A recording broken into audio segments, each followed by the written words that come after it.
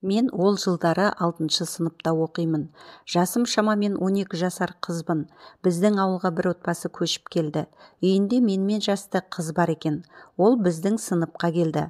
Барлығымыз сыныпымызға жаңадан қыз келгеніне қуанып, мәз-мейрам болып жүрміз. Мектепте қоңырау соғылса болды, сол қызды ертіп алып, барлығымыз үйіріліп қасынан шықпай далаға қарай жүгіреміз. Ондағы ойымыз 20 минуттық қоңырау болса да, далаға шығып маг ойнау болмаса скакалка тебу. Ол қыздың аты Айнұр еді. Ол өте сүйкімді қыз болды. Әрі әдемілігі де бар. Сүйкімділігінен бе жоқ, әдемілігінен бе, әйтеуір өзінің адамды тартып алатын қасиеті бар. Бір күні сабақта отырғанда қоңырау соғылды. Бәріміз шулап далаға қарай жүгірдік. Біз бір топ қыздар далаға қарай атылып шығып келіп едік. Алдымыздан бір топ 10-шы сыныптың ұлдары шықты. Ол кезде біз өзімізді үлкен қыз ретінде санамаймыз. Кішкентай қызбыз. Бастарымызда ақ бантик. Біреуміздің шашымыз екіге буылған болса, біреуміздің шашымыз екі жақта өрілген. Сонда да бір топ ұлдардың екі көзі Айнұрда.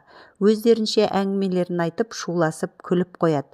Бір топ баланың алдында мектептің бетке ұстары активисті, әншісі Ерлан деген бала.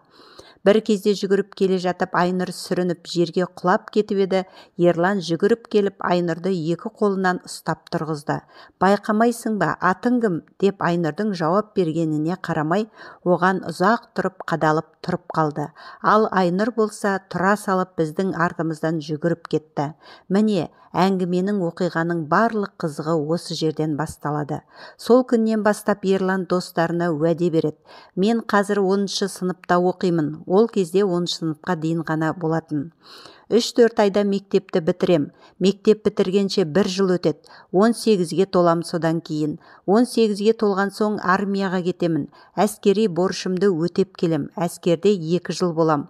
Одан келген соң 1 жыл өткеннен кейін 4 жыл өтеді. Достарым, мен сендерге уәде етем. Сонда 4 жыл өткен соң Айнұр 10-шы сыныпқа келіп мектеп бітіріп жатады.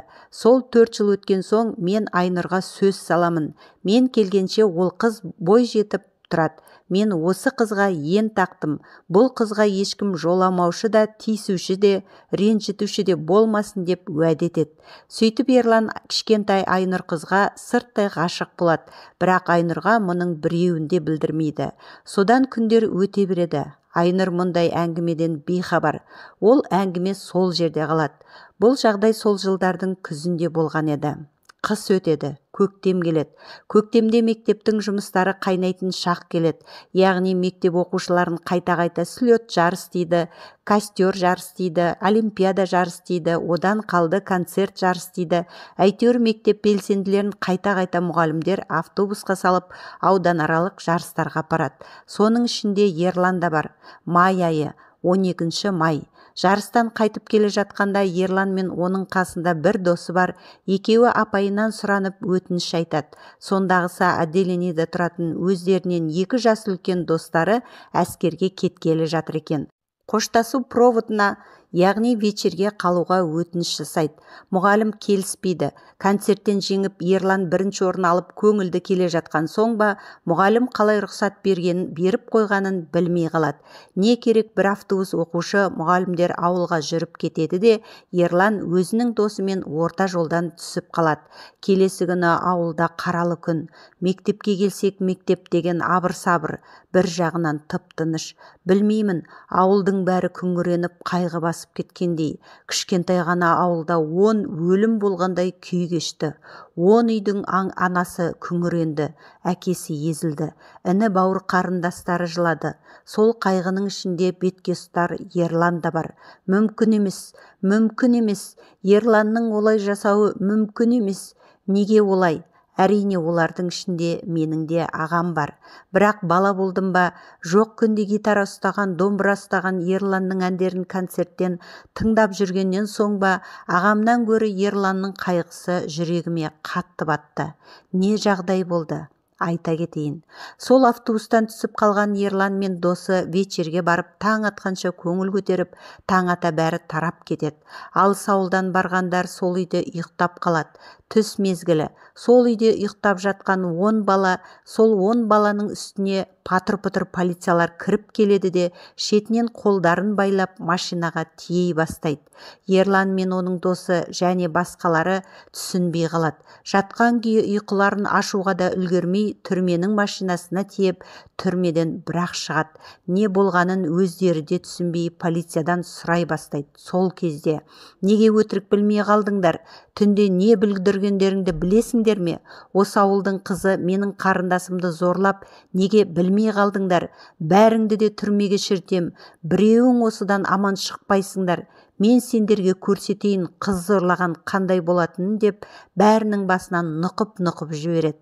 Сол жерде мектепте оқитын 10-шы сыныпта 4 бала болады.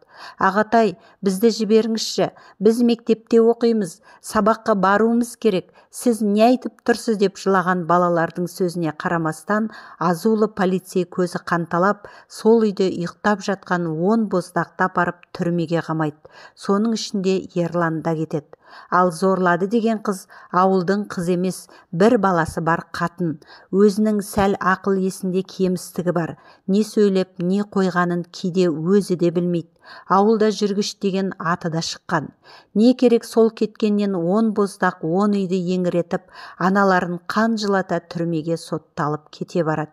Құдай Ерланның аузына салғандай, Айнұрды 4 жылдан кейін сөз айтам дегеніне әумин деп қойған ба, 4 жылды мойнына арқалап кете барды.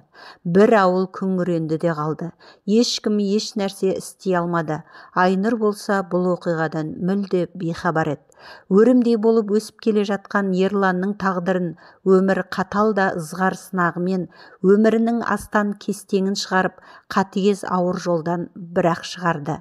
Бір мектепті аузына қаратқан Ерлансыз мектебіміз қызығы жоқ бос қабырға іспеттес болды.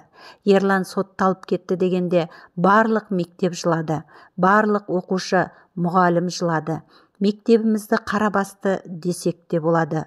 Оның барлығы менің әлі күнге дейін көз алдымда. Себебі мен 6-шы сыныпта оқысам да, белсенділермен Ерланның қасында көп жүретінмін. Концерт болсын, спектакль болсын, жарыстарға бірге барып жүрген кездер еді.